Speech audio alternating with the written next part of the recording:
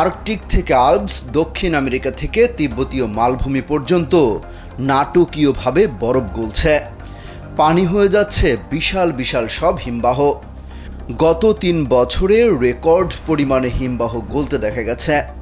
শুধু ২০২৪ সালেই হিমবাহের ভর ৪৫০ গিগাটন কমেছে। পার্বত্য হিমবাহগুলো দ্রুত গলার কারণে সমুদ্র পৃষ্ঠের উচ্চতা বেড়ে যাচ্ছে। এতে লাখ লাখ মানুষ ভয়াবহ বন্যার ঝুঁকিতে পড়ছে। শুক্রবার জাতিসংঘের শিক্ষা, বিজ্ঞান ও সংস্কৃতি বিষয়ক সংস্থা ইউনেস্কো প্রকাশিত এক প্রতিবেদনে সব তথ্য প্রকাশ করা হয়েছে। ওয়ালটন আবারো মিলিয়নিয়ার অফারে ওয়ালটন ফ্রিজ কিনে আপনিও হয়ে যেতে পারেন মিলিয়নিয়ার। সংবাদ সম্মেলনে সুইজারল্যান্ড ভিত্তিক প্রতিষ্ঠান ওয়ার্ল্ড গ্লেসিয়ার মনিটরিং সার্ভিসের পরিচালক মাইকেল জেম বলেন, ১৯৭৫ সাল থেকে শুরু করে এই পর্যন্ত বিশ্বের হিমবাহগুলো থেকে ৯,০০০ গিগাটন পরিমাণ বরফ গলেছে। এই পরিমাণ বরফকে একসঙ্গে করলে জার্মানির আয়তনের সমান এবং ২৫ মিটার পুরুত্বের একটি বরফখণ্ড তৈরি হতো।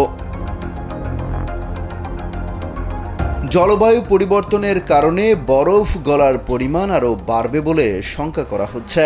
এতে সমুদ্র পৃষ্ঠের উচ্চতা বেড়ে এবং নির্ভরযোগ্য পানির উৎস কমে গিয়ে বিশ্বজুড়ে অর্থনৈতিক, পরিবেশগত এবং সামাজিক সমস্যা দেখা দিতে পারে।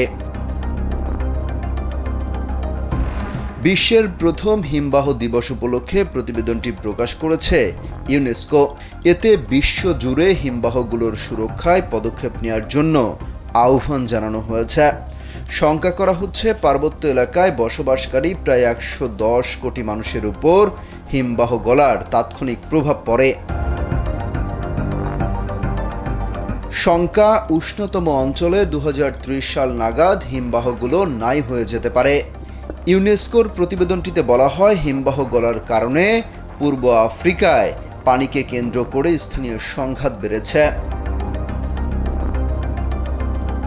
২০০০ সাল থেকে ২০২৩ সালের মাঝামাঝি সময় পর্যন্ত পার্বত্য হিমবাহ গলার কারণে বিশ্বের সমুদ্রপৃষ্ঠের উচ্চতা ১৮ মিলিমিটার বেড়েছে, অর্থাৎ বছরে প্রায় ১ মিলিমিটার করে বেড়েছে।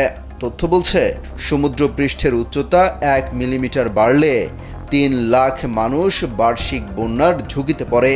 ফলে তলিয়ে যেতে পারে তুলনামূলক নিচু দেশগুলো।